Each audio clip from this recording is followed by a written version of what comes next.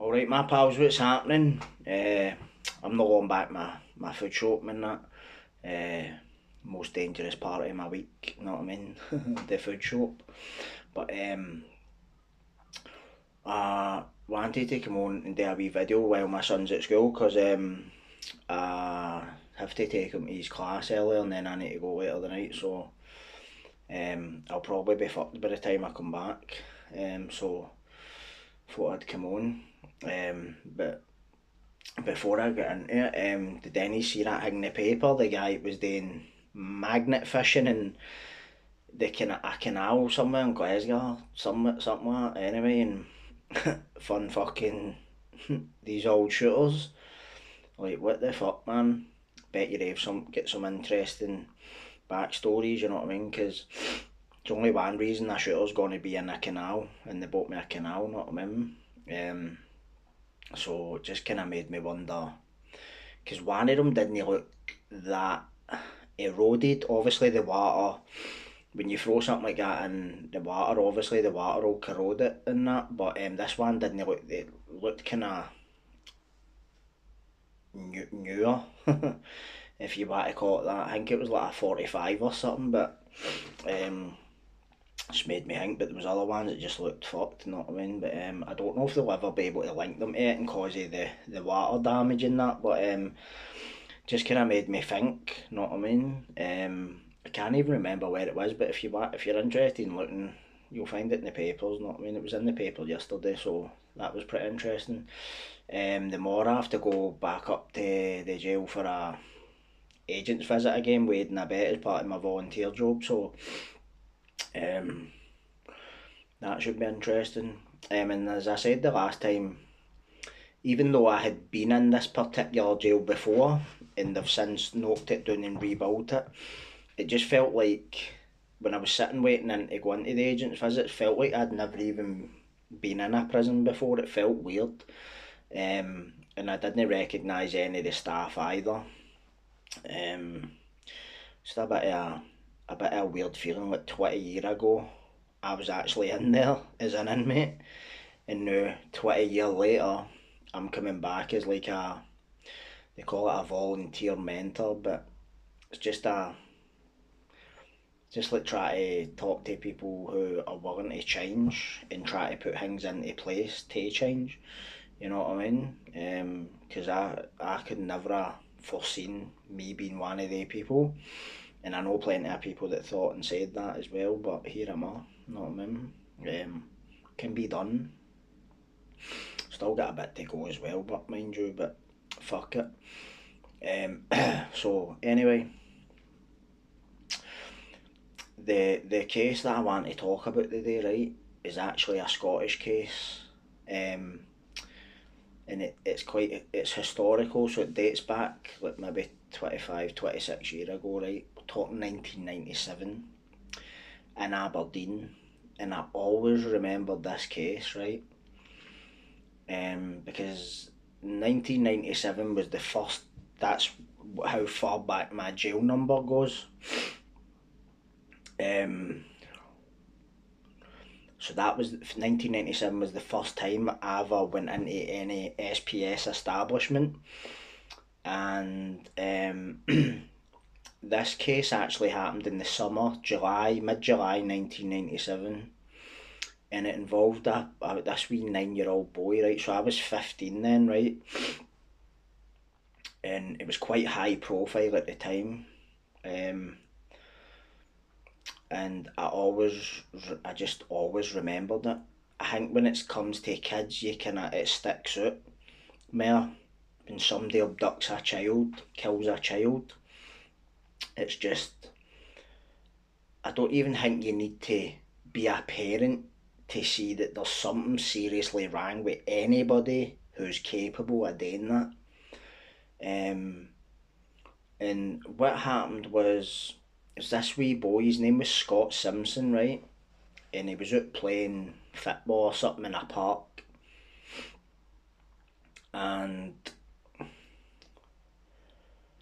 he's no returned home, and his parents have raised the alarm about 10 p.m. Now, I don't know if 10 p.m. was like it was supposed to be in by 10 p.m. or whatever. I'm just trying to kind of read between the lines because I couldn't find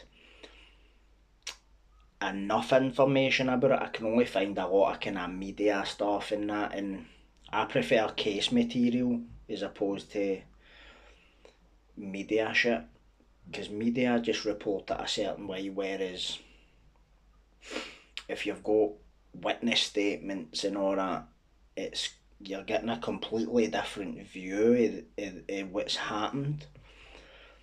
And so the wee boy's no went home, right, and his parents have raised the alarm, and there's been a search for this wee boy, right, and it took them 5 days to find this wee boy's body. It was found hidden in bushes on the grounds of Aberdeen University, a short kind of distance from where he was last seen. Now, obviously, when a 9-year-old boy is turned up strangled,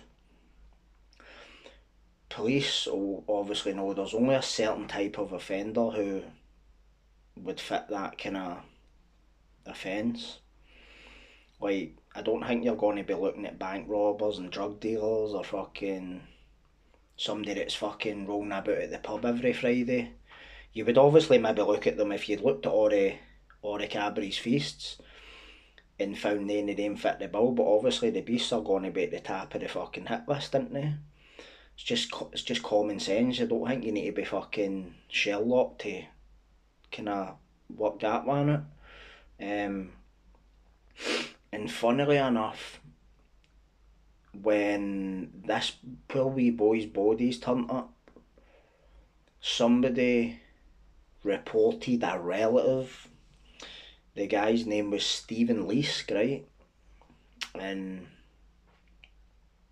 he lived across the road from where this park was, where this wee boy was last seen. Now, I looked at the street where this happened. There was nothing that stands out. Like, I know when you're reading about it, you think it's like, you just expect it to be like this fucking spooky looking haunted house or something like that, but it was just like, there was nothing remarkable that stood out at all to me about this street. And when the police have arrested him, he's ended up cotton to this, right? And he's went to court, pled guilty, and he got, I think it was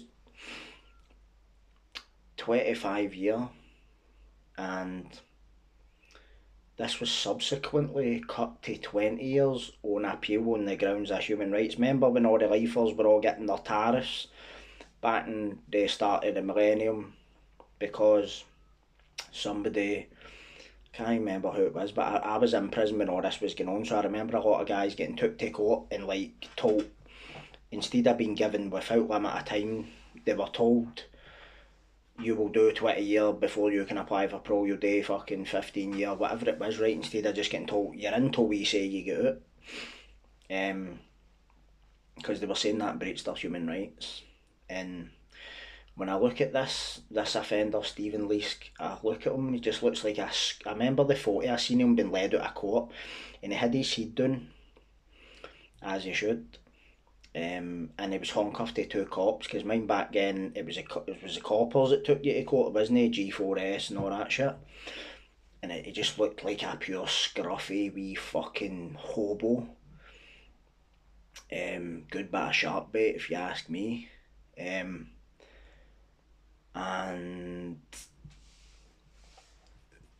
what's ended up happening was, once he's been sentenced, I think it's kind of fell away for the media, and there's a lot of other high profile cases that have kind of overshadowed this case, and it's almost like it's been forgotten to time.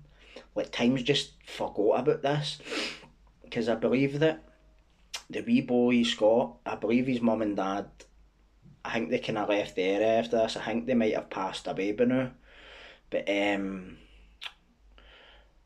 I've read that his sister, he's got a sister, right? I believe he had a few siblings, right?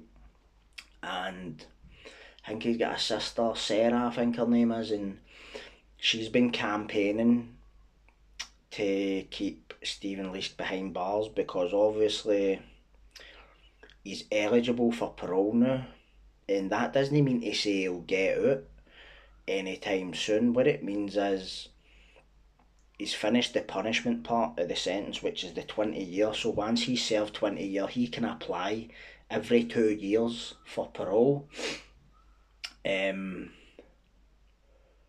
and something just makes me think sometimes, is it because the case is kind of fell away? Obviously, you'll see like a wee story about it here and there, but there's not enough pressure, if you ask me. Like, it's just this poor lassie just try to fucking keep her brother's memory alive, try to make sure this fucking absolute rodent of a human being will never see daylight again. And do you know what? I'm not going to lie, right? See, when I see somebody like him coming up for parole, somebody like William Begg coming up for parole, it just really, really strikes a chord with me, in good ways and bad ways. Because in an ideal world, they would be in my, if I could say what I think should happen to them, I believe that there should be like a special prison built somewhere in Scotland, right? And I'm talking about like a kind of, no a maximum security, I'm talking like a super maximum, like underground cells, nae windy, just a wee light. So sensory deprivation, they don't even know if it's daylight or fucking moonlight. Um, and I'm not just meaning like like anybody goes here. I mean like somebody that's done something so gut wrenching, something so beyond the fucking pale that you should never see light again. So like your William Begg, your Stephen Lace, your Peter Tobins, do you know what I mean? They're just inhuman monsters. Um, or just fucking hang them. It's the best thing for them. Do you know what I mean? Like anybody that gets some sort of perverse satisfaction out of like butchering people and all that, like that's just, it's just sending chills down my spine even thinking about it, to be honest with you, man. But for those of you that haven't noticed, on the community section of my Tin Pail page, I've posted a link to the petition to keep Stephen Leask locked up. So if any of yous could sign that, that would be really appreciated because every signature counts. It's like the more the merrier and all that kind of stuff. Because this is somebody's child. This is like, kids are innocent. Do you know what I mean? And I can remember like years ago, like when I used to just be so fucking off my nut with like the gang fighting and all that, and I would never see my worst enemy's kid be hurt because children are innocent, and I always say today's children are tomorrow's adults. Know what I mean? This wee poor boy never made it fucking past the age of 9. I've got a 12-year-old boy who could have potentially been a target of somebody like him. Um, and I believe it's your duty as a human being, if you see anything like this going on, or if you're aware of anything like this, it's your duty as a human being to fucking prevent that, whatever way possible, preferably a legal way. But sometimes, know what I mean, doesn't always pan out that way, but does it? But we're talking about a serial child predator here. And the fucked up thing is, what I want to know is, how did this fucking scumbag have a house overlooking a fucking children's play park? This fucking rat had multiple convictions for child sex offences. One of the sentences he'd served, I think it was a 6-year sentence or a 7-year sentence, so that must have included some form of violence. You don't, you see a lot of these kind of cases where the guy get like 8 months and all, and you're thinking, how the fuck can you get an 8 month sentence for what you done? But he got like a 7-year sentence, that Stephen Lee, so he was obviously on the fucking criminal justice social worker's radar, whether he was on licence or no. If he wasn't on licence when this happened, then why was there no some police oversight where you're checking up on somebody like that? If I was a cop, I would be doing it in my spare time. I wouldn't even need paid to do that. I would see it, this is my duty to, in fact I would do it, and I'm not even a cop, know what I mean? Just keep tabs on scum like that. But, and when I say mean keep tabs, I just mean just make sure they're not anywhere they shouldn't be, do you know what I mean? But this is the thing, there's no enough of this fucking, they just fucking, I don't know if MAPA was about then, multi-agency public protection arrangement, I don't know if this was a thing back then. So, and I don't know if he was on licence for any other sentence, but I don't know who the housing must have gave him a house. And who the fuck thought it's a good idea to house a serial predator across the road for a fucking school, not a school, a children's play park, right? And I want to read something to you, right, that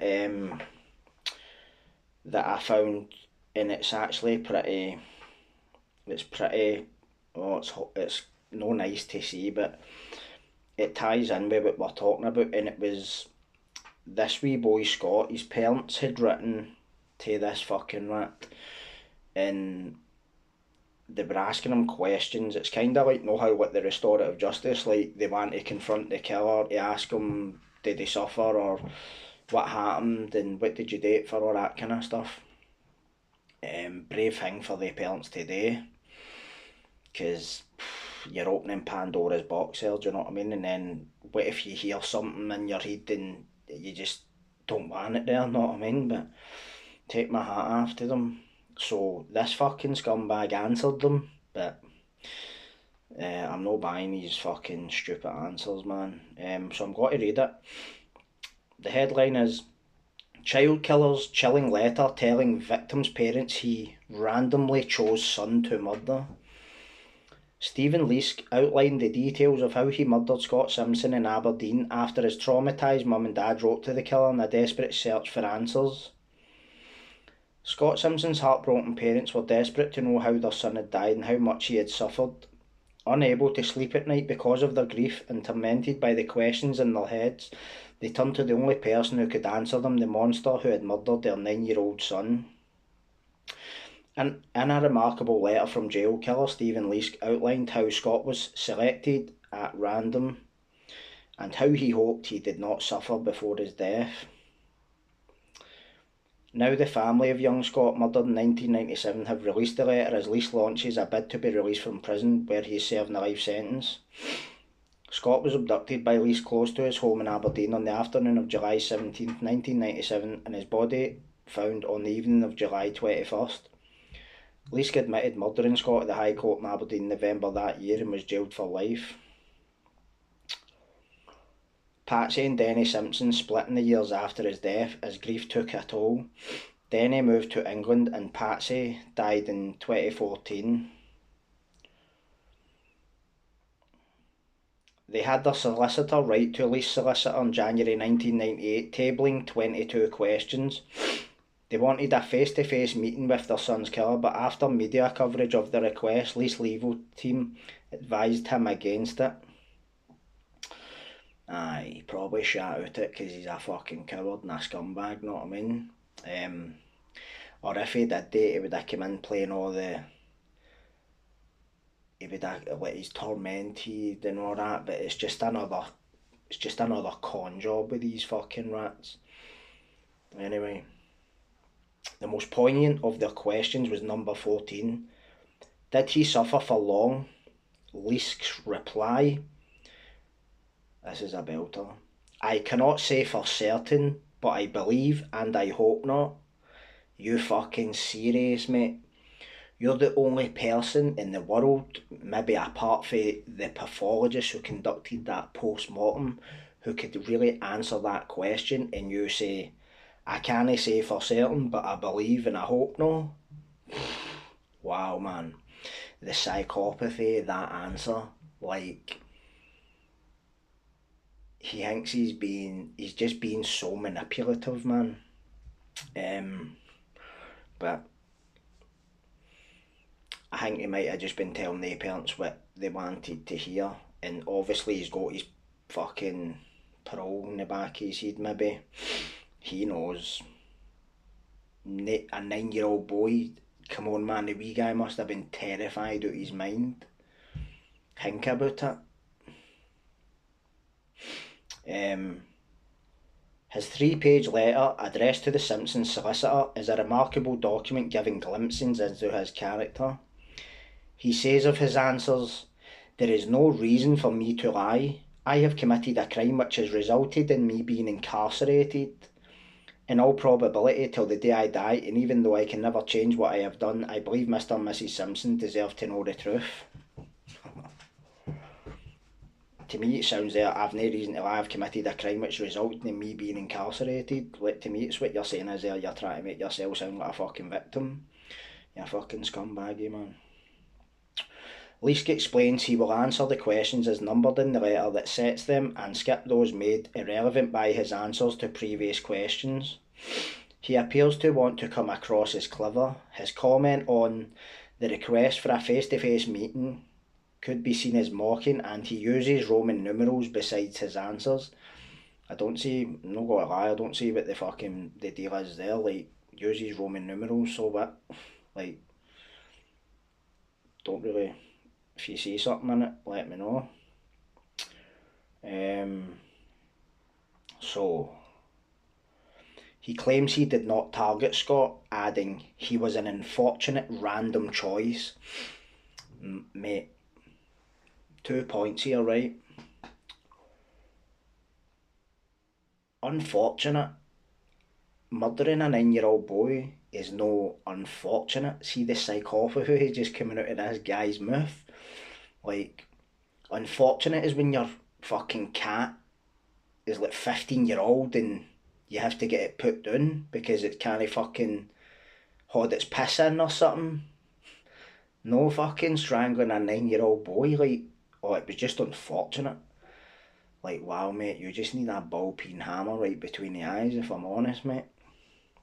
And the other thing, random. I don't believe for a second that you just looked out the window one day, saw a wee boy and thought, I'm going to kill him. I believe your house was across the road for the park this wee guy was playing in. You probably saw him there a couple of times. And it's what they say in Silence of the Lambs. How do we begin to covet? We covet what we see every day. I'm not buying that shit. I could be wrong, obviously, do you know what I mean? But I don't believe that at all.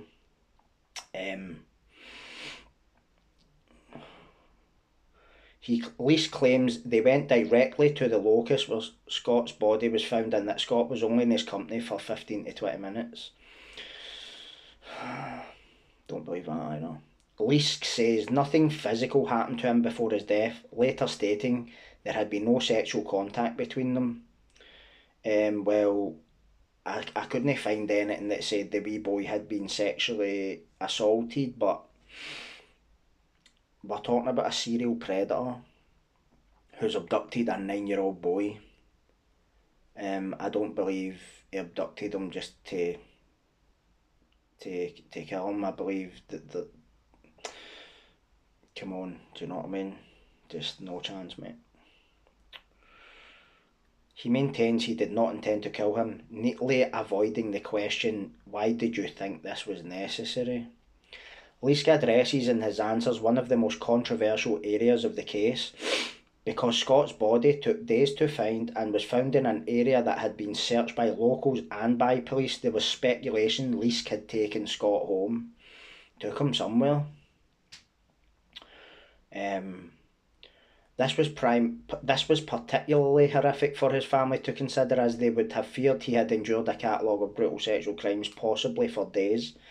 Leask maintains this was not the case and that Scott's body had lain undiscovered under a branch he had moved to hide him. Leask maintains... Oh, hold on.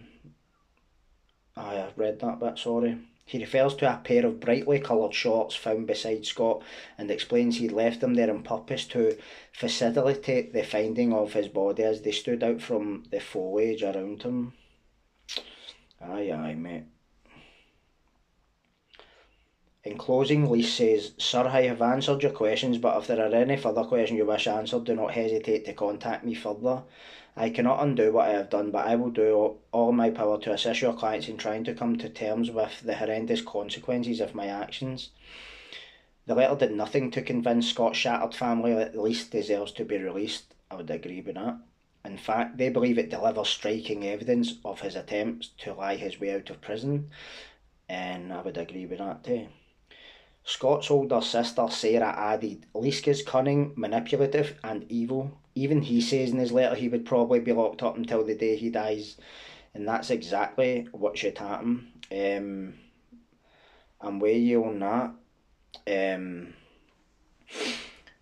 Just a fucking absolute horrendous case. To think even this scumbag can even apply for pro, as I say, it doesn't mean he'll get out in that, but come on, man, if you've got kids, even if you've not got kids, who wants somebody like that walking amongst us?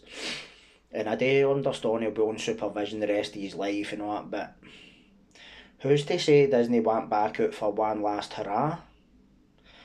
The pro board aren't going to be fucking living next door to him, fucking following his every move and all that. He's going to have windows of opportunity to commit further offences, unless he's tagged. But he can always break that off. I'm just saying, do you know what I mean? Like, he should never see the light of day. The only light he should see is at the end of a fucking shotgun. Just being honest about it. You know what I mean? Scumbag, mate. But if any of you could go on and sign that petition, I would really appreciate that. Because it's just the petition that might never go anywhere, but you know what, at least it's the fucking thought that counts, and you know what, it's what I say, the more people sign it the better.